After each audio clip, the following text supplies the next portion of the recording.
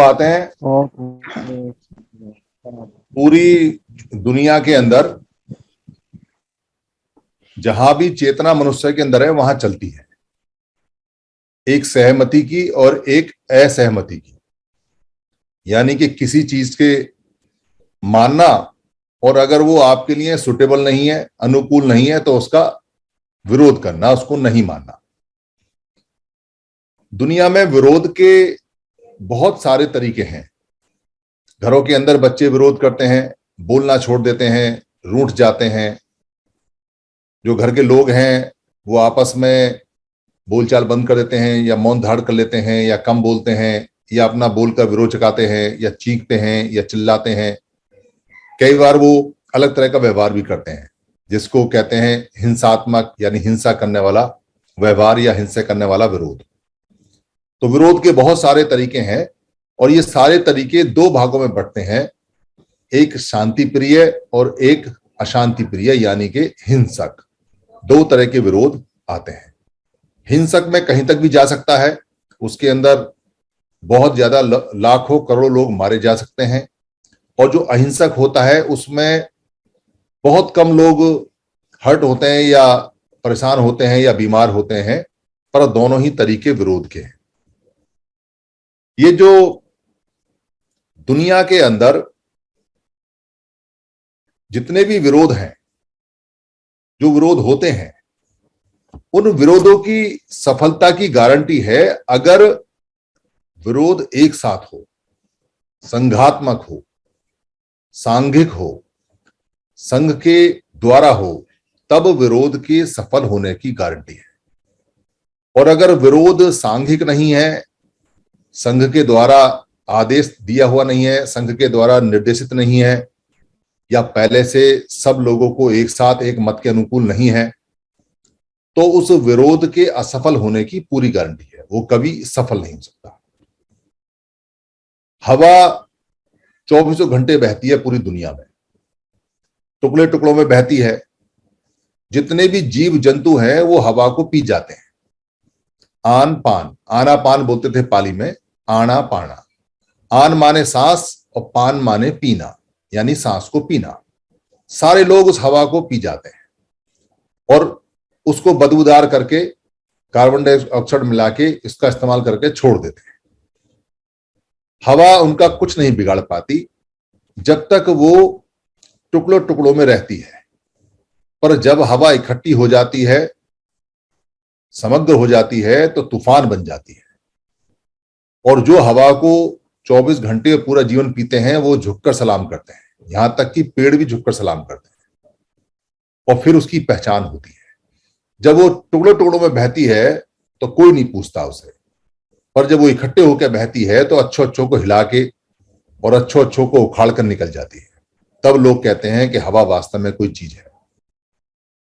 ठीक ऐसे ही जो समुद्र है बड़ा शांत है, बड़ा ही गहरा है, बड़ा ही विशाल है, जमीन से 2 गुना ज्यादा बड़ा है, और सबको जीवन दे देता है जितने भी जीव हैं। सारे लोग उसका उपयोग करते हैं, जहाज उस पर तैरते हैं, घूमते हैं, कोई उसकी इज्जत नहीं करता।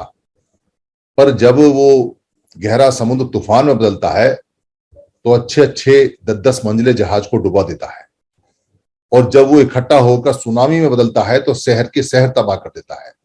तब लोग कहते हैं कि समुद्र ताकतवर है, इसका जवाब नहीं, इसकी बात माननी चाहिए, इसको सलाम करना चाहिए। बारिश होती है, थोड़ी थोड़ी बारिश होती है, टुकड़ों में बारिश होती है, कोई फर्क नहीं पड़ता, होती रहती है, लोग कोई उसको तवज्जो नहीं देते। पर जब बादल फटता है तो पहाड़ को बहा के ले जाता है। इतना पानी बरसता है इकट्ठा होकर कि अच्छे अच्छे पहाड़ बह जाते हैं और लोग डूब जाते हैं, त्राही त्राहीमान बन जाते हैं। इकट्ठे होके किया हुआ कोई भी विरोध कभी असफल नहीं होता। ये जो धरना है, ये जो प्रदर्शन है, ये जो जितने भी आंदोलन हैं या विरोध में जितने प्रदर्शन होते हैं, किसी भी असमानता के विरोध में, या किसी घटना के, या किसी भी एट्रोसिटीज के, या किसी भी प्रताड़ना के, या किसी भी ऐसी बात के जो अधिकार मिलना चाहिए जो नहीं मिलता है, वो सारे के सारे विरोध, जितने भी विरोध हैं, वो प्राकृतिक हैं, पर प्रकृति के नियम के अनुसार अगर वो अलग अलग होते हैं और टुकड़ों टुकड़ों में होते हैं और खंड खंड में होते हैं और अलग अलग समय होते हैं और बिना संघ की अनुमति के होते हैं या बिना संघ को विश्वास में लिए होते हैं, संघ का मतलब है सभी लोगों को विश्वास में लिए होते हैं, या बिना संघ की तैयारी के होते हैं यानी कि सभी लोगों की सहमति और तैयारी के बिना होते हैं, तो उनका असफल होना और उसका नुकसान होना लाजमी है। ये प्राकृतिक नियम है। अगर आप आंदोलन का मतलब है आन और दोलन।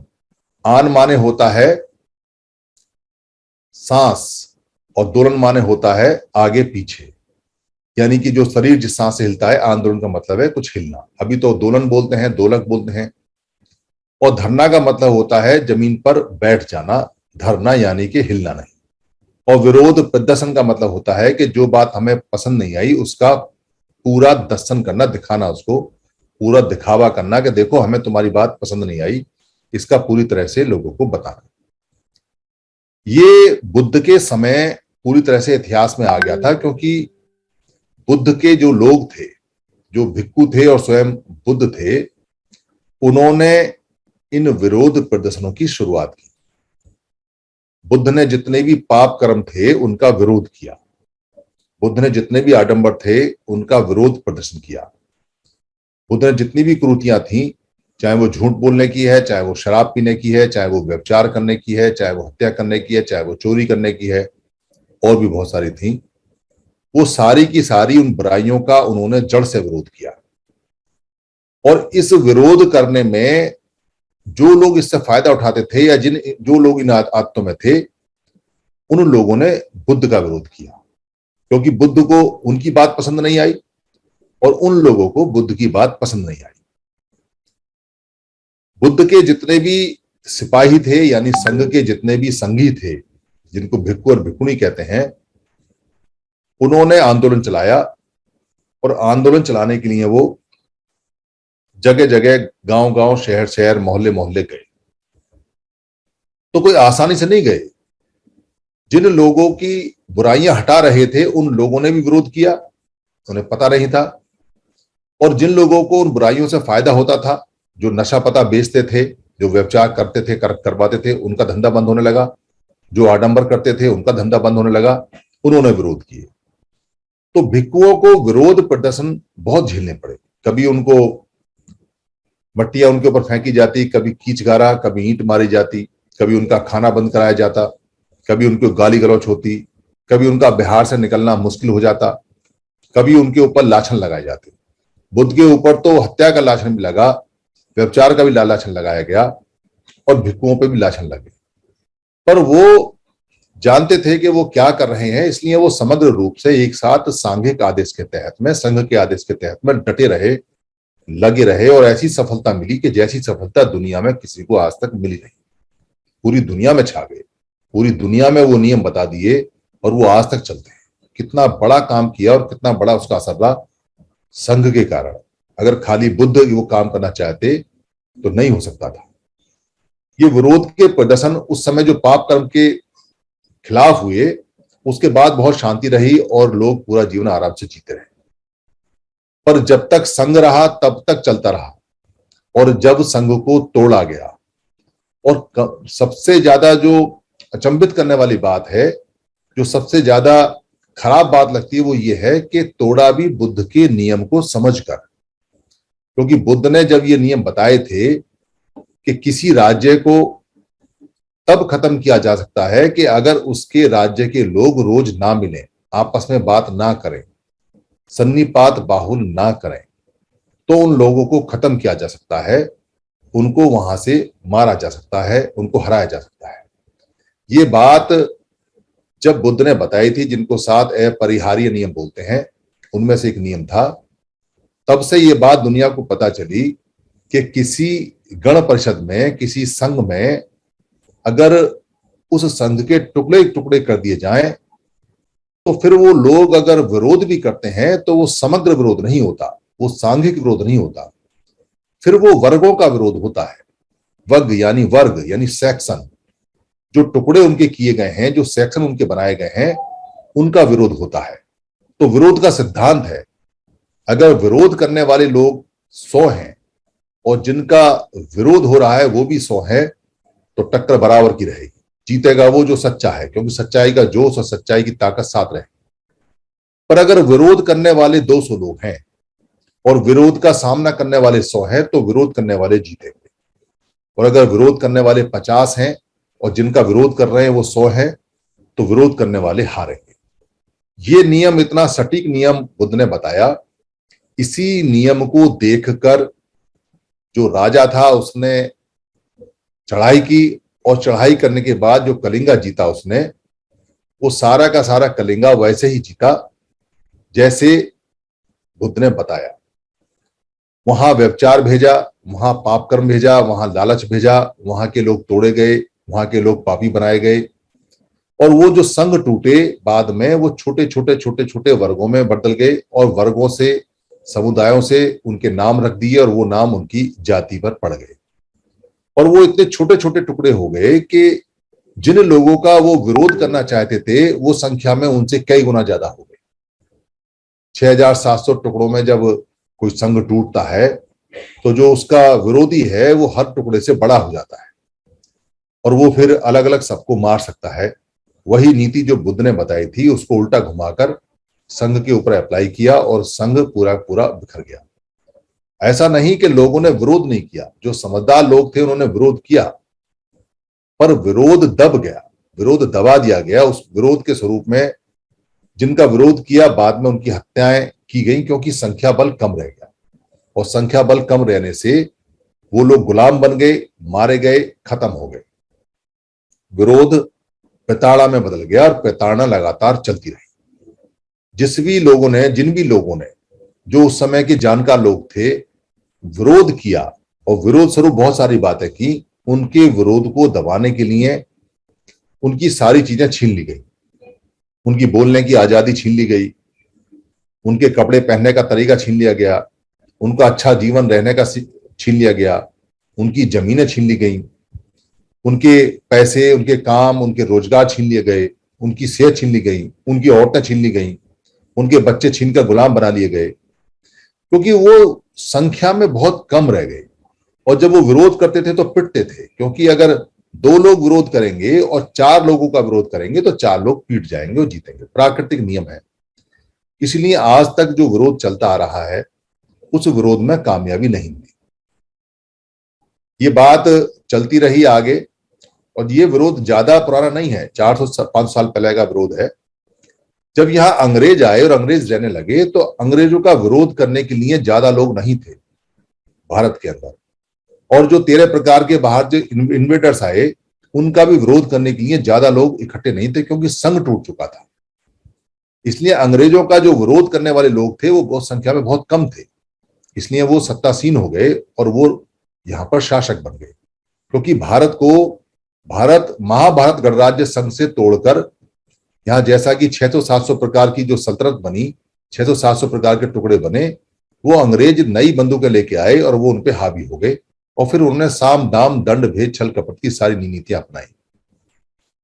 उन अंग्रेजों का विरोध करने के लिए इस टूटे हुए छोटे भारत को एक रणनीति अपनानी पड़ी। उस समय तो बड़ा भारत था, क्योंकि पाकिस्तान भी था और बांग्लादेश भी था, काफी बड़ा भारत था।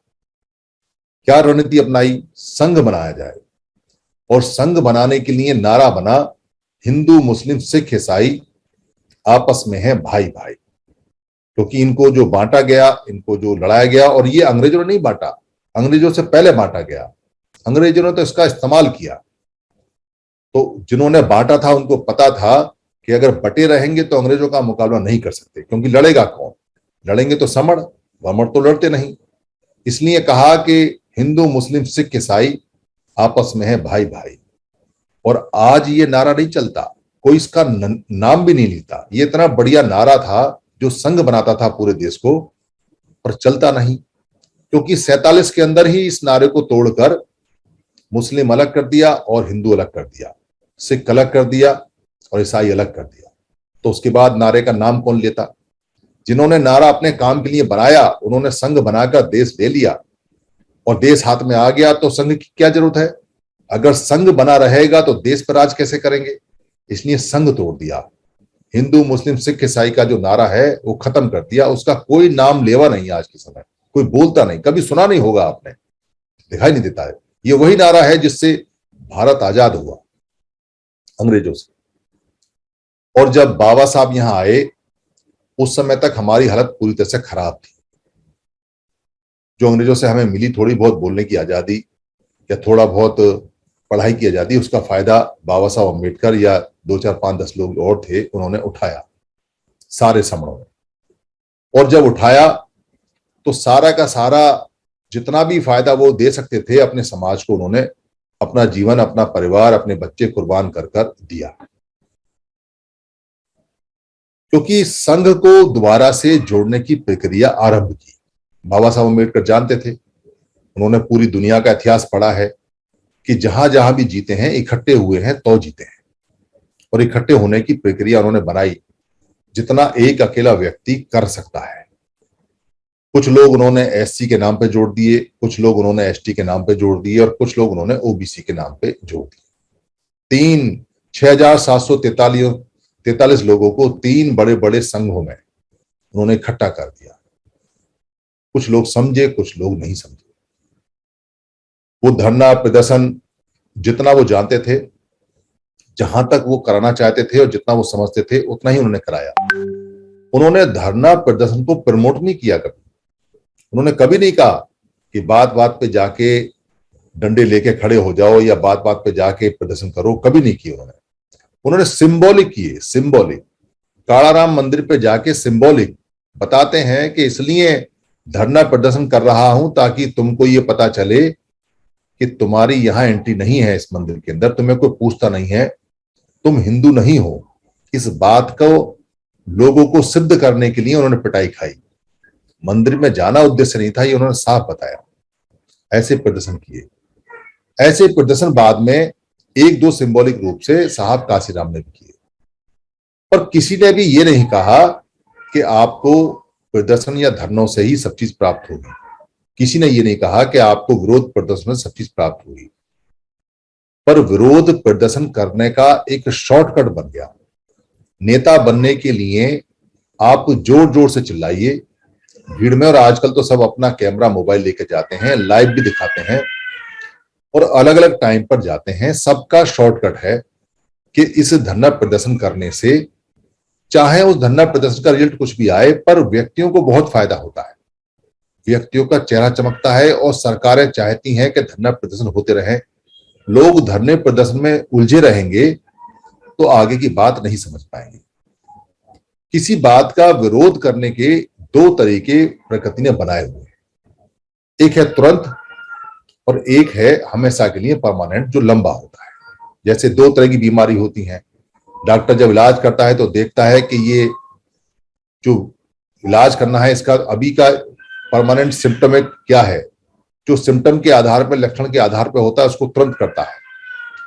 पर जो क्रॉनिकल होता है, जो लंबी बीमारी का होता है, जो बीमारी आदत में आ गई है, उसका लंबा इलाज चलता है। जड़ से बीमारी तब जाएगी जब लंबा इलाज चल के डॉक्टर की बात मानते हुए दवाई खाएंगे। पर लक्षण जो आते हैं तुरंत के, पेट में दर्द है या कोई जख्म है या कहीं कोई सूजन आ गई है, उसका इलाज भी डॉक्टर करता है। तो 2 तरह के दुनिया में इलाज होते हैं। हमारे लोग लंबे इलाज पर यकीन करना भूल गए। जैसा कि बुद्ध ने 45 साल तक इलाज किया और परमानेंट जीत हासिल की।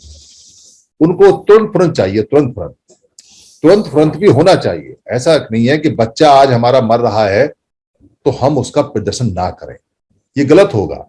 अगर हमारे बच्चे को मारा जाता है या हमारे किसी महिला की कोई बेइज्जती की जाती है या बलात्कार होता है या कहीं कोई प्रताड़ना होती है तो तुरंत तुरंत भी इलाज होना चाहिए। अगर तुरंत तुरंत इलाज नहीं होगा तो लंबा इलाज भी कामयाब नहीं हो सकता। इसलिए धरने प्रदर्शन जितने भी हैं वो होने चाहिए। अगर असहमति है, अगर कानून नहीं सुनता है, अगर सरकार नहीं सुनती है, अगर अधिकारी नहीं सुनते हैं, जब सारी स्थिति खत्म हो जाती है, जब सारी उम्मीद खत्म हो जाती है हर जगह से, तब आदमी धरना प्रदर्शन के लिए आता है, तब धरना प्रदर्शन करता है। पर धरना प्रदर्शन अलग करने से और नुकसान होता है।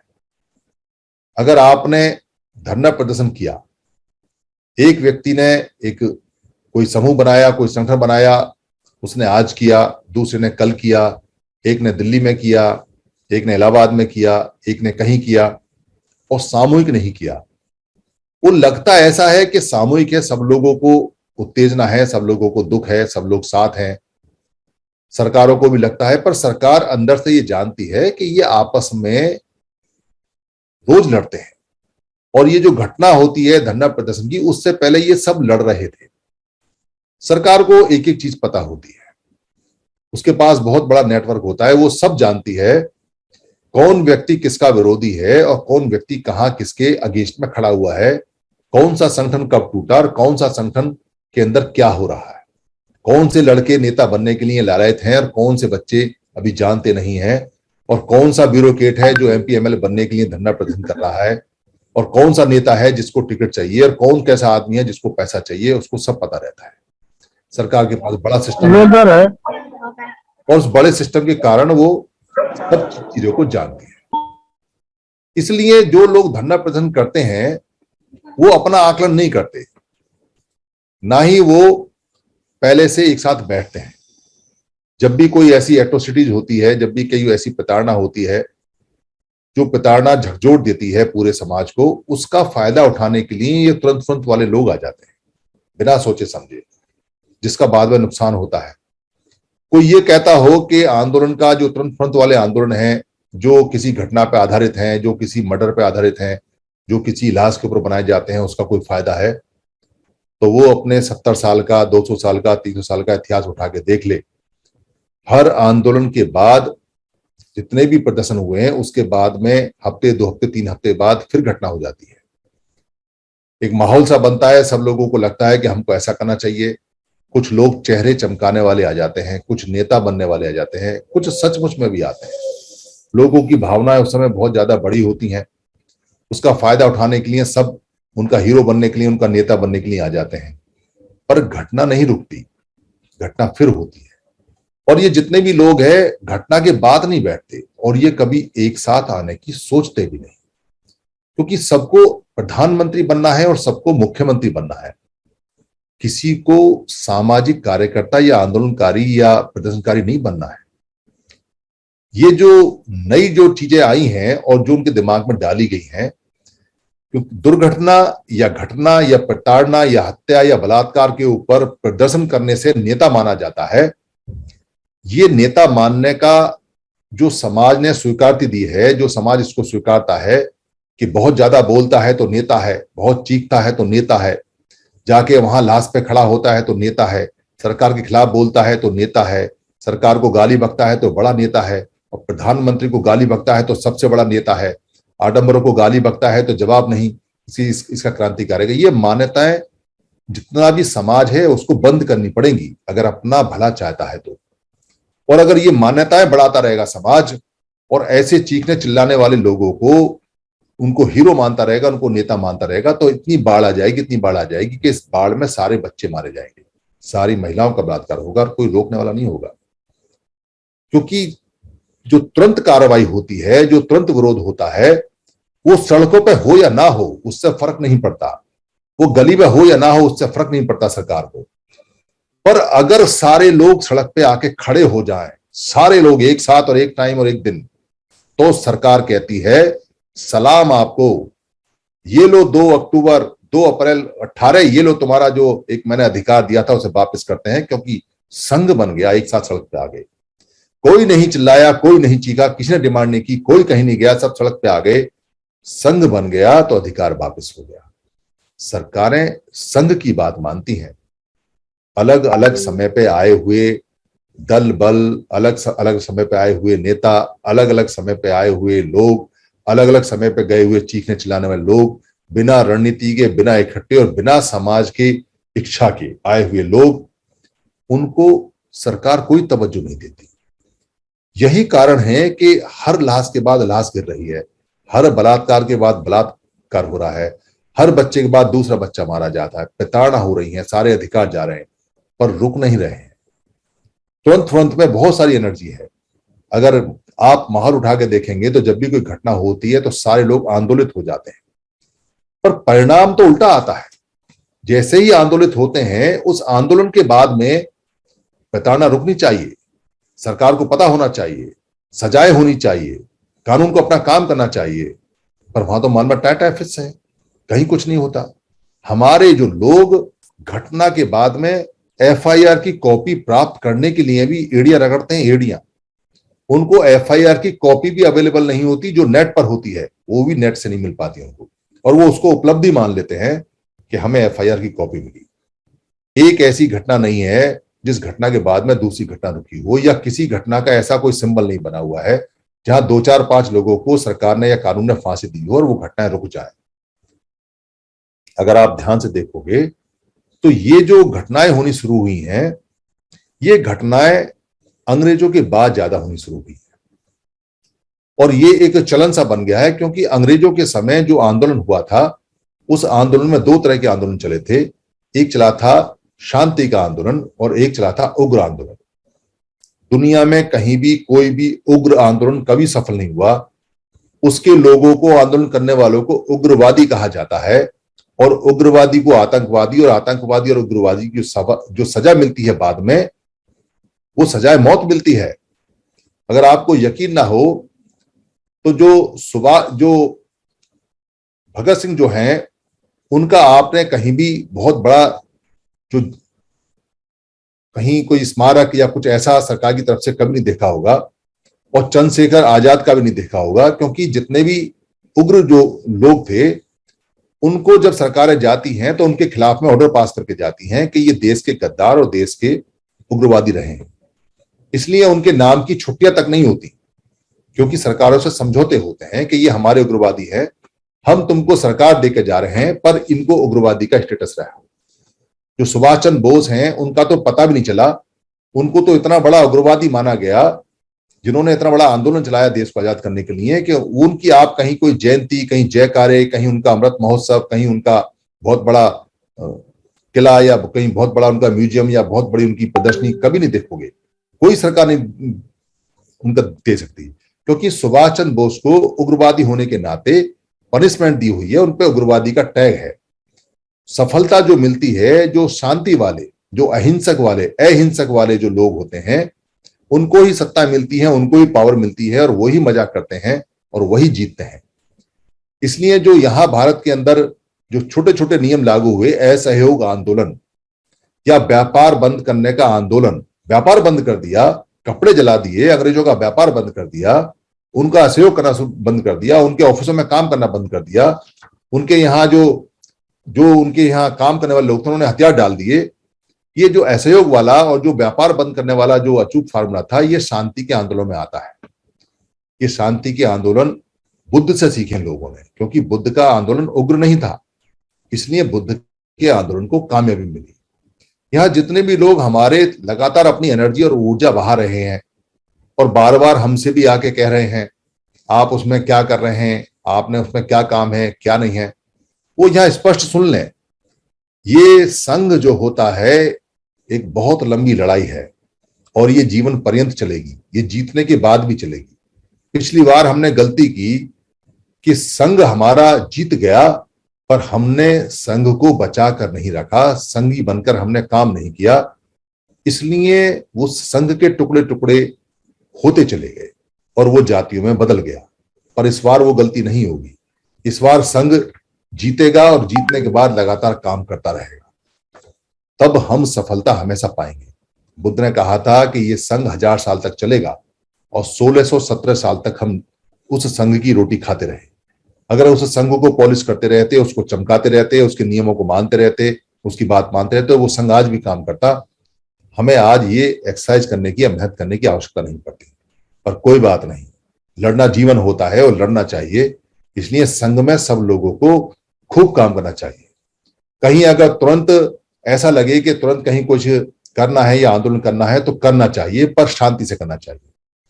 2 फोन आए आज मेरे पास में, उन्होंने कहा हम ज्ञापन देना चाहते हैं पुलिस में या जिले अधिकारी को या कहीं, तो क्या समर संघ के नाम से दे दें। समर संघ के नाम से ज्ञापन नहीं दिया जा सकता, क्योंकि संघ कभी भी किसी भी हालत में अपना नाम सरकारी रजिस्टर में दर्ज नहीं कराते।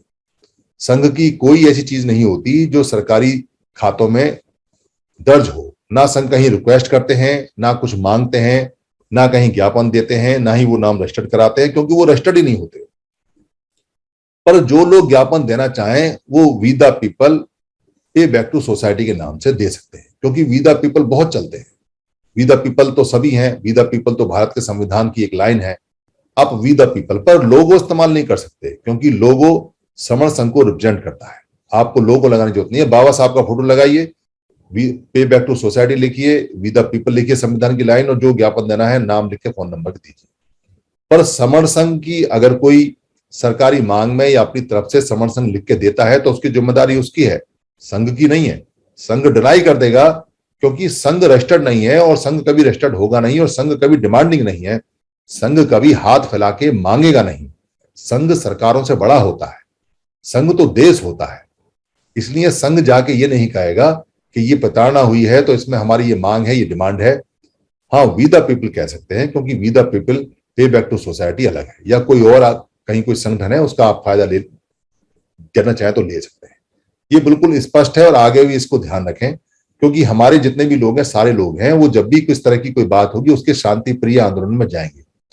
पर संघ आपसे ये कहता है, ये एडवाइज करता है कि किसी भी हालत में पुराने महापुरुषों की तरह, उनकी समझदारी की तरह समझदारी आपने रखनी है, और उग्र आंदोलन में नहीं जाना है, हिंसक आंदोलन में नहीं जाना है। संभावना अगर हिंसक आंदोलन की है तो वहां से आपको चले आना है। हिंसक आंदोलन से जिनके विरोध में आंदोलन होता है हमेशा उनको फायदा होता है, क्योंकि पावर उनके पास होती है। और अगर आप हिंसक आंदोलन नहीं भी करोगे तो वो उसको हिंसक आंदोलन में बदलने की पूरी कोशिश करते हैं।